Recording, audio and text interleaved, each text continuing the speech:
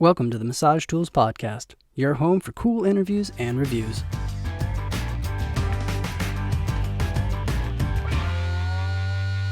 Tom, it is wonderful to see you, my friend. How are you doing?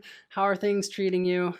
I am doing mostly teaching at the moment. I haven't been doing a lot of working on bodies just because that's harder to do at this point in time in the COVID world. But I have been asked to come up here to the Northwest, where I was originally from, and help a couple of schools out to get the people whose programs were inadvertently canceled or truncated for the COVID. And so we're getting about 25 or 30 students ready to get their licensure situation taken care of. So I'm currently sitting in a place called Richmond Beach, north of Seattle, because I'm just a vagabond at the moment. my wife is still in California, and she's doing work with the census, and I'm up here bringing in extra money the best way we know how. So yeah, it's interesting, and I have a call in. I don't know if you know Pat Archer. Do you know Pat Archer? I know of Pat. I have not directly interacted with her. No. She owns a school up here, and I'm going to be talking with them as a third entity that I'll be working for. As of this next week, I'll be talking with them. So That's really great. In some ways, I'm kind of jealous of those students to have you, teaching courses for them. You are one of the longest working massage therapists that I personally know, at least. So will you kind of give us your what got you into massage, how long you've been doing it, and give us a couple of those little well, details? there's two parts to that. I got into it initially because my father was injured. He got in a fall. He sheared the muscles away from the right hand side of his sacrum. The allopathic doctors, all they had done was tape him from under his left buttocks cheek, up over his right shoulder, and the same thing over his left shoulder. And that was in 1967. And there weren't a lot of options at that point. At least in my dad's world, there weren't a lot of options. A chiropractor was probably as far out of the mainstream as he would be willing to go, let's put it that way. And he searched around for a number of different kinds of treatments, and he finally found one chiropractor that was helping him. And he was finally making some progress. His doctor, unfortunately, was involved in a very tragic motor vehicle accident, and he was not able to continue his work. And my dad was just beside himself because this was the only person that had made any progress at all with him. And in that day and age, in the state of Washington, and I don't know if this is the same all throughout the nation, but at that point in time, chiropractors could only do what was taught in their school. And so if somebody else, another chiropractor, wanted to work and do that same work, they couldn't unless they had the same exact training. He was trying to convince the guy who was the partner of this chiropractor to do the work that he was doing. And my dad was, confirming to him that he would never, turn him in for doing something outside of it. The guy says, no, I could lose my license. It doesn't matter what you say. The fact is I would be doing something against my scope of practice. And so my dad kind of leaned back in his chair and he goes, Tom, get in here. I had driven him to the doctor's office, so I come walking in, and I've been hearing this from the waiting room, what my dad was going through. And my dad just looked at me and said, sit down and listen. He's going to tell you what you have to do to take care of me. And I said, Dad, he's afraid that he'll do something wrong and he'll lose his license. If I do something wrong, what's that going to do? He says, you're a good student. You'll get it. And I was an athlete myself, and so I knew what my body felt like when I got worked on. And for 9 months, I worked on my dad every day, and he was getting much better. That summer, I was going to go up and work in Alaska at a salmon camp. And by the time I got ready to leave, he was finally able to drive his own car and do all that kind of stuff. And so I went off to work that summer. I came back, and the guy who was the partner found out I was coming back to town, even for a short period of time. And he says, oh, I've got some clients I want him to go out and work on at their homes. I didn't even have a massage table at this point. I was working on people on the floor. And so I made, a little bit of bank, doing that kind of stuff. And then I went off to school in Bellingham, which is like 90 miles north of Seattle. And my dad would always keep his, he started going to that same chiropractor after he was pretty much better. And every time that I would come into town, that doctor knew I was going to come into town. So he'd line up a bunch of people for me to work on. And so at the same time, I had a number of friends who were athletes. And nothing travels faster in a locker room than somebody who can make you feel better when you don't feel good. And so I had a barter business going for almost 20 years with college and everything else. I'd come home from college, at my dorm, and there'd be people lined up outside my door that wanted to get worked on. And then when I moved off campus, there'd be 3 or 4 people sitting on my porch when I get home from work, because I put myself through college. Okay. My parents didn't pay for my college. I did. And so I was working and going to school at the same time, and then I'd have these people, and I'd sit on the porch and I'd go, okay, I got to do triage here. What's going on? What's going on? What's going on? Okay, you're worse off. I'm going to work on you first. You go get the pizza, you go get the beer. He'll get the dessert when he gets off the table.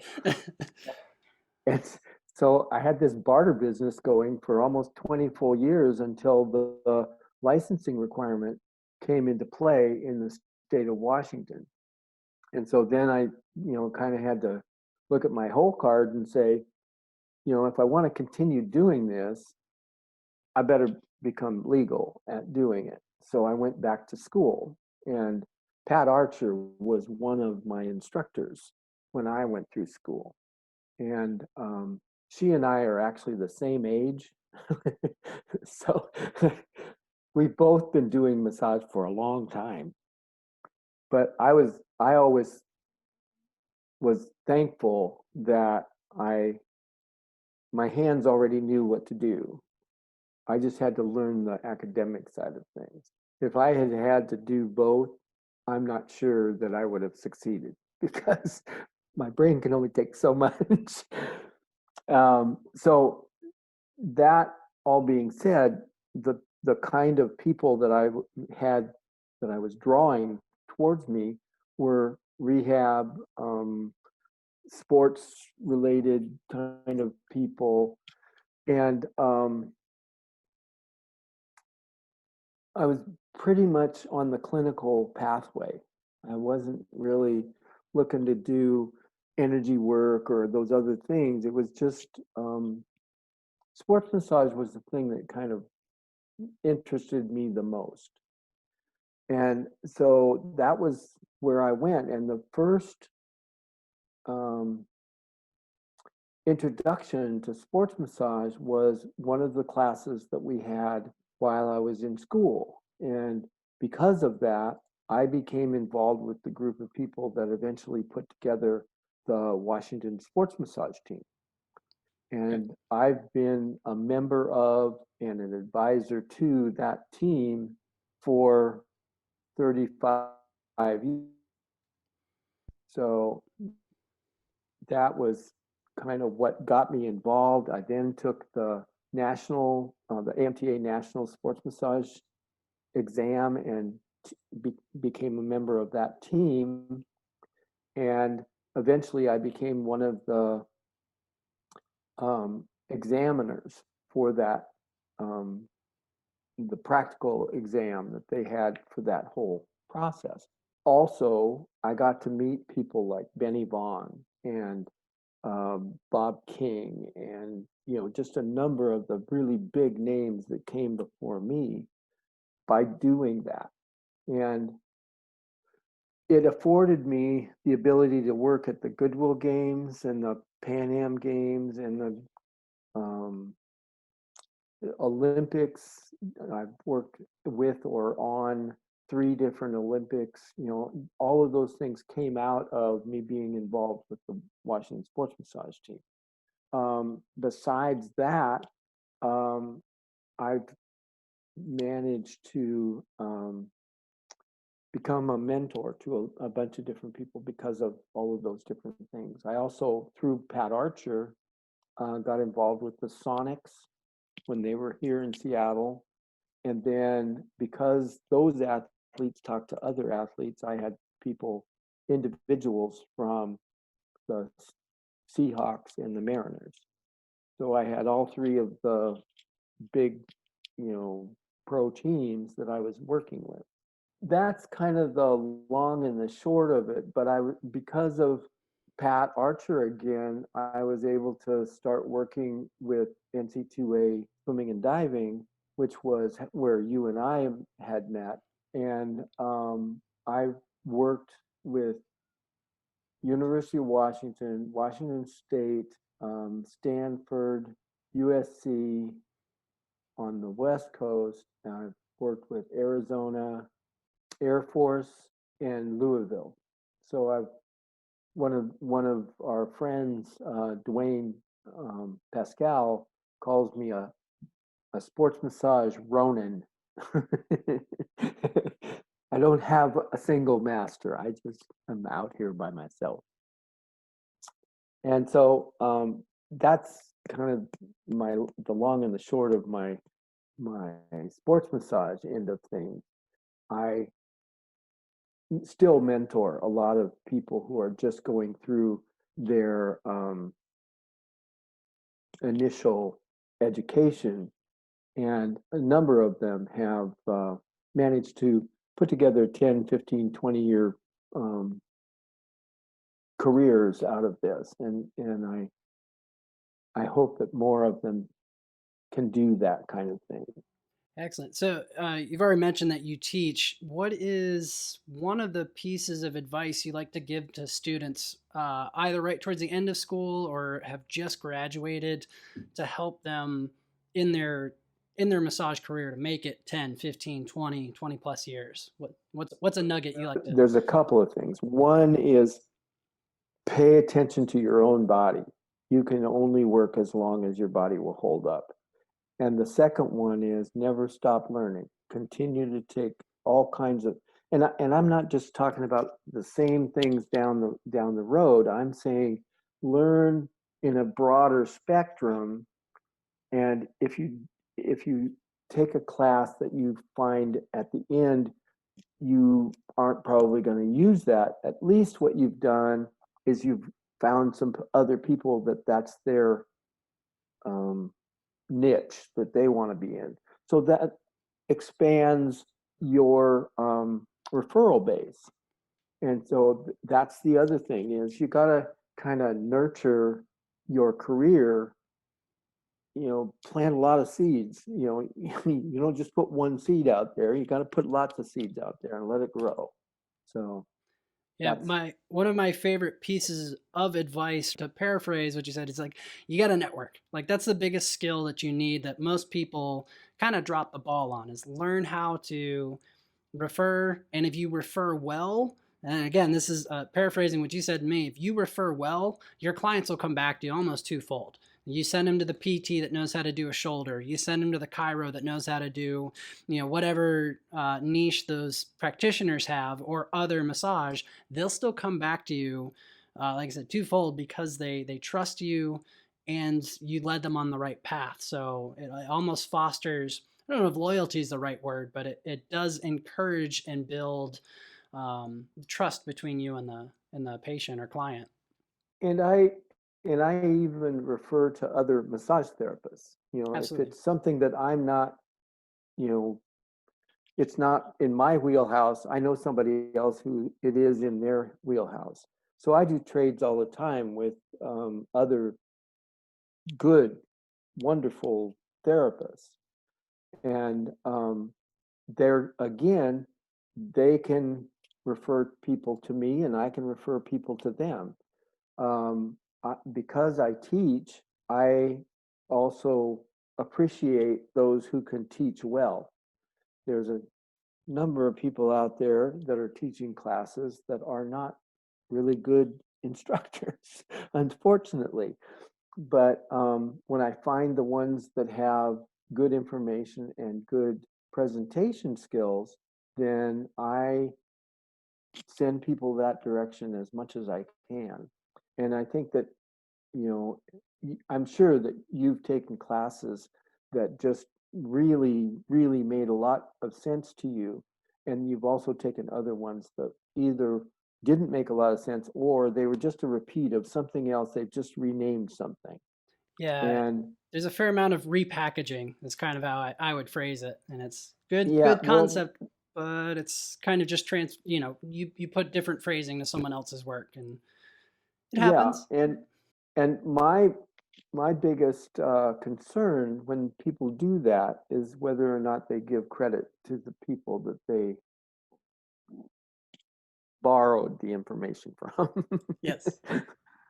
On all of the classes that I put together, one of the pages that I put in is who influenced this to me, so that other people can find, Benny Vaughn or Whitney Lowe or Bob McAtee or whomever, and they can go down that path themselves.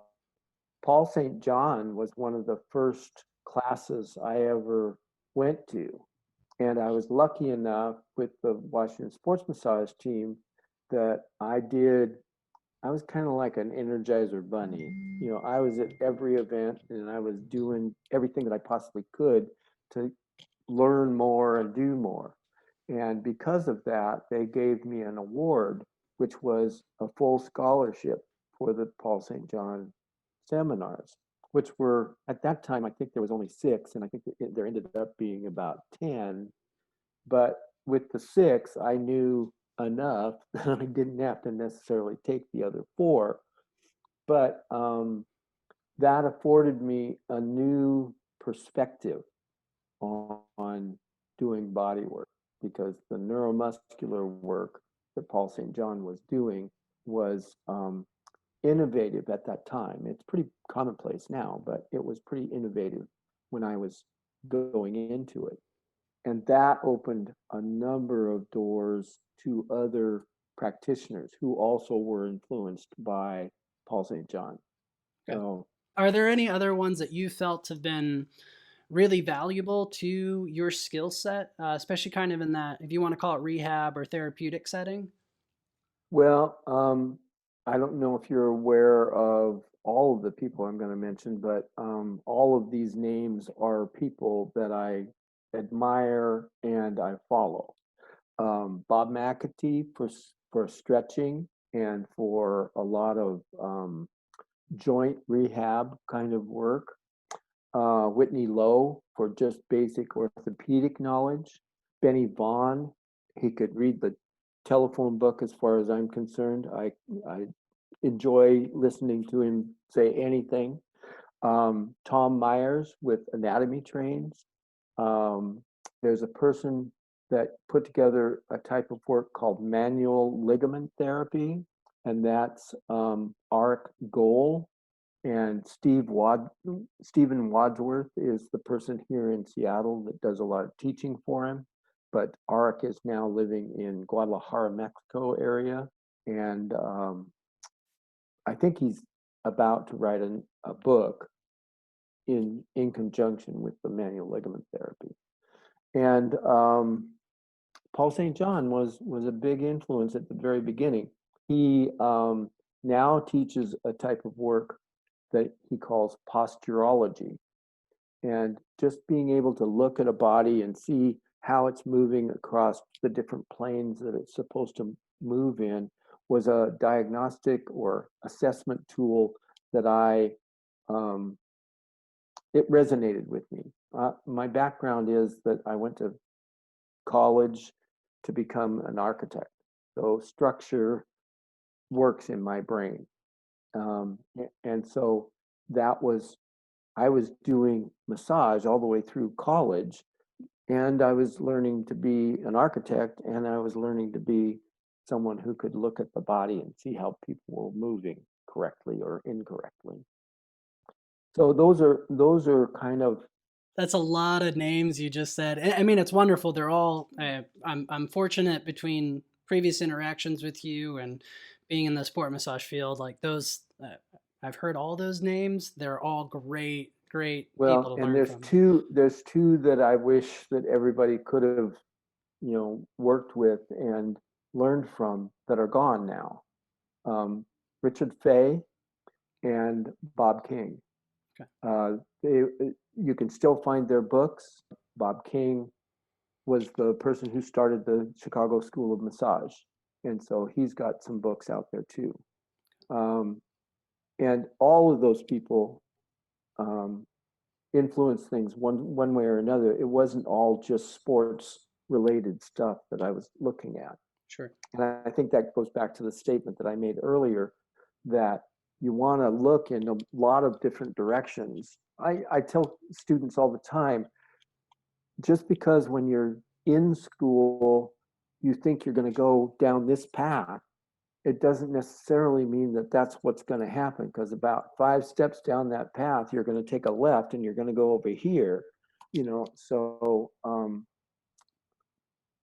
keep your options open. And I've even told people, go take things that you don't want to do, just so you can learn the philosophy behind that. Yeah, and I feel as massage therapists, regardless of what, if you want a niche or have a specialty, your clients are going to ask you about the other disciplines. Like, have you had craniosacral? Have you had Rolfing? Have you had this? And it's nice to have a good, solid understanding of what's going on, so you can at least describe it or explain it to them, even though it's not maybe something you want to practice yourself, and be like, Right. And I always tell people, I said, well, that's not something I do, but I know some people who do. That's the beauty of taking those other things, is you find those people who that's their thing and they want to do that. You gave us a lot of great, uh, really sport specific continuing ed or avenues to explore. Has there been anything that you wouldn't traditionally label as a massage class that's been really beneficial to you? That's an easy one to take, or you think is critical to the massage field? I can answer that about 7 different ways, Pick one or two. One unfortunately. or two. I think it's really important to stay up to date with the regulations that are going on in the state that you're in. I think that it's important to see where the industry in your given area is going. I'm, you know, I'm fortunate in that I've worked and experienced a bunch of different places other than just Seattle. I was pretty naive when I came out of massage school. I thought that all massage schools were the same as the one that I went to. That's not the case.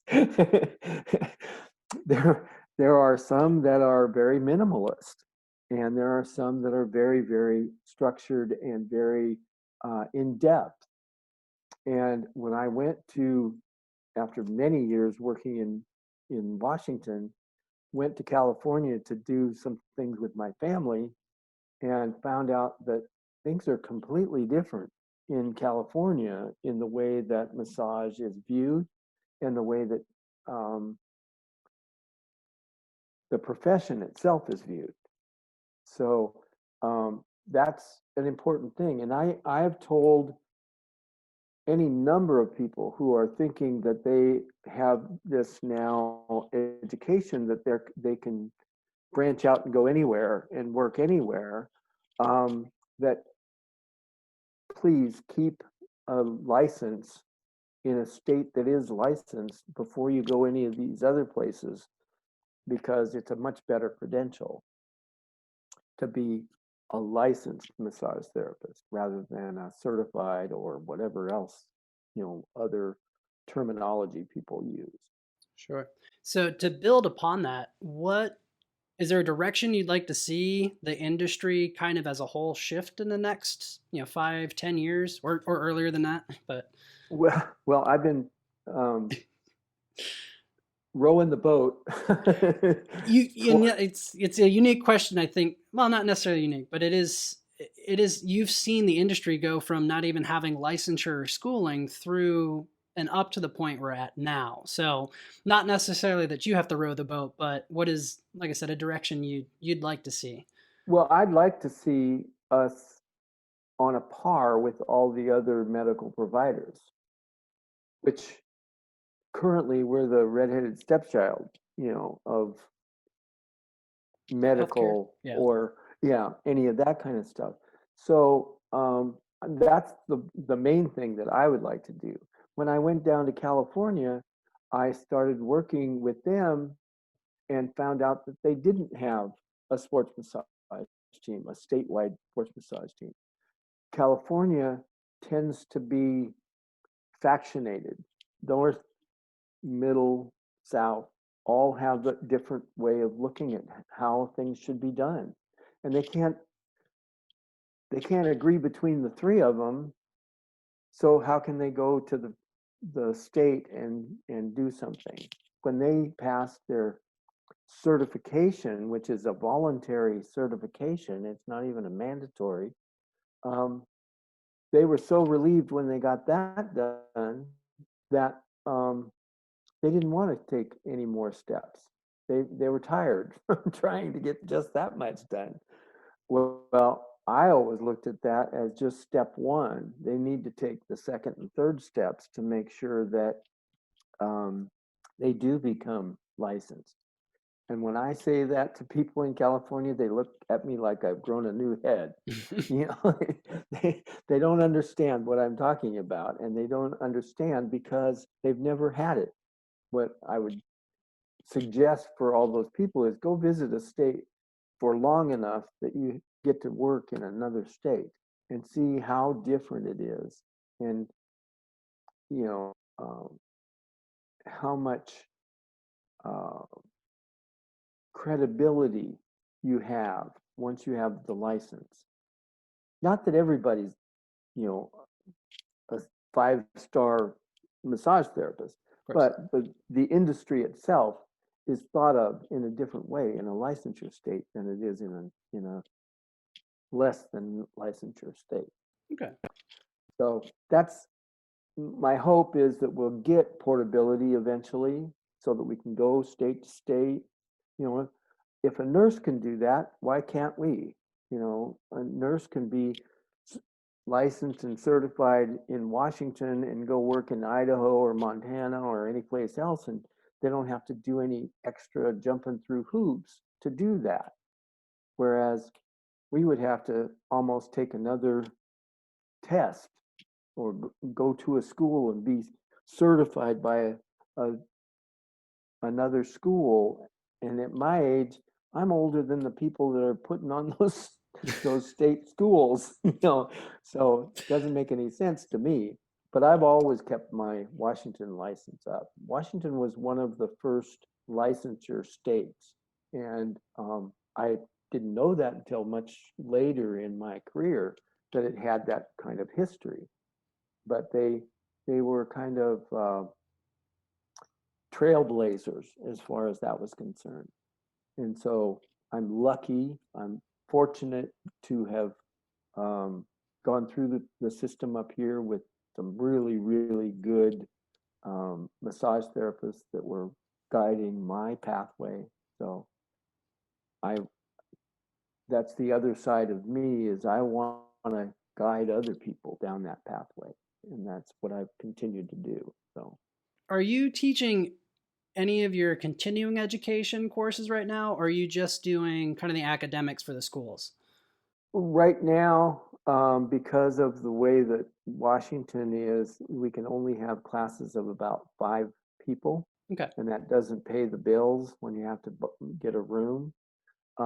When they open it up so that I can have 10 or more in a classroom, then I'll be going for it. Okay. I just was contacted because I teach some classes for the use of the vibration tools that are out on the market. One of the independent clinical slash spa areas that has 10 or 12 massage therapists want me to come and do that for them. So I'll be doing that in the middle part of next month for that group. Have you considered Hopefully, online courses? I have, but I also have a bit of a bone to pick. We are in a hands-on industry. Of I course. can't teach you, I can't correct you online in the way that I can in a classroom. And so, yes, I've been asked a number of times to put together online stuff, and I'm just enough of a cave dweller that never felt like the right direction for this child to go. Um, so I prefer hands-on classes, Of course. primarily because what I'm trying to do is teach people what is appropriate touch and what is not. And I can watch what you're doing all day long, but unless I see what the tissue is doing, I can't give any critique very well. So Absolutely, absolutely. It's there are you're very right. There's a handful of courses I feel probably could be executed online, but yeah, they're my CEUs are down to almost nothing right now. Like I'm doing a lot of things that are more they're teaching concept as opposed to technique. So I think there's a lot right, that can be done from that standpoint because that is a exactly. yeah, yeah. But those And are I don't have any problem with theory classes. Most of what I teach, from headache management to um, posture assessment, those kinds of things, you kind of have to be in the room with the person. sure. And I use my audience as the people who are going to look at during the class so that they can see how this person moves versus that person moves, and what can we do to make it so that both of those are in a better upright position. I hear you, man. It's I hate to be and maybe someone call me an elitist as far as that's concerned, but I don't see as much um, I don't see the value that comes out of a online course as much as I see in a hands-on course. I'm going to be sitting in front of a computer here in a couple of hours taking an online course, but it's only because we have to take our ethics classes and things like that, and that I can see, Yeah, fine. I Take those I don't things want to sit. online. Yeah, So, uh, like minds. of course. Yeah. Is there anything else you want to share with anybody in the industry? Massage as a whole. Any other notes for us, or something you'd like to share? Well, I think that the way that I approach things may not be everybody's way of approaching things, but the way that I look at every person that comes through the door, there's a riddle to be solved, on why they feel the way they feel, and somebody wise once told me, don't look at the symptoms. You can chase symptoms all day long. You got to find that core issue that's the thing that is creating whatever's going on in that body, and rectify that, and the other things will go away. So that's the thing that I would suggest to almost anybody who wants to be in this industry for any length of time is A, take care of your body. B, keep on learning. C, look at things that you can solve and don't worry about the things that you can't solve. Find somebody else who can deal with, giving the person an MRI to find out what's inside their body that's causing this to go wrong. But that being said, it's a lot of fun to learn from a doctor who will actually explain things to you on an MRI or on a X-ray or a CAT scan or something like that. And I've been lucky enough to be part of groups like that. Awesome. I got to work on a cardiac patient in the hospital because there were some doctors standing around with their fingers in their ears because the guy's blood pressure was too high. Mm-hmm. So one of the docs that was supposed to be doing that was one of the owners of the sports medicine clinic that I worked at. And he called me up and he said, "Tom, you've been talking to us about all the things that massage can do. Do you have some free time?" And I said, "Well, yeah, what do you mean?" He said, "No, I mean like right now." And I said, "Well, I don't have anybody on the table for about an hour." He says, "Well, come on over to the hospital, come up to the surgery wing, and we'll let you in. We need your help." And I went, "Okay." Grabbed my stuff and went, basically couldn't use any lotions, couldn't use anything. So I had to work on the person's forearms and their clavicle. The person was going to have open heart surgery, had all kinds of tubes and wires hanging out of them. And within 20 minutes later, I brought his blood pressure down. 7 guys come walking in. "That's fine. We'll take it from here." And I walked out, and the doctor who'd called me walked out in the hallway, and he says, "Bill us for 3 hours." And I went, "I've been here for 20 minutes. He says, "Do you know how much it costs to have those 7 people standing around doing nothing?" You're like, "Can I charge you for that time instead?" Yeah. He said, "Your 3 hours doesn't compare to what, we've been standing around doing nothing because we couldn't." They'd already loaded the person up with meds and all that kind of stuff, and they couldn't give him any more. So the method to get his blood pressure down. And there again, that's the referral kind of thing. And being able to talk to medical people and impress them about what we can do, whether it's sports massage or whether it's, stretching or whatever it is that we're doing, we need to keep those people in mind and never approach them with the idea, "I can do something you can't do." That's going to get you nowhere fast. That is the truth. That is the truth. Gosh, we covered so much today. Tom, thank you so much for joining us on this episode. I feel like this could be another 12 hours of just you telling stories over the years. But we're gonna pause it for now, and then we'll be back soon to talk to you more specifically about sport massage. So, Tom, thank you so much again for joining us. No problem. Anytime. Thank you for joining us, folks. The mission of Massage Tools Podcast is to inspire. So help us inspire you. Ask questions, leave suggestions in the comments section. Give us a like if you enjoyed the video. And if you want to see more content, please click that subscribe button, turn on your notifications, and hey, check out these links for other videos here.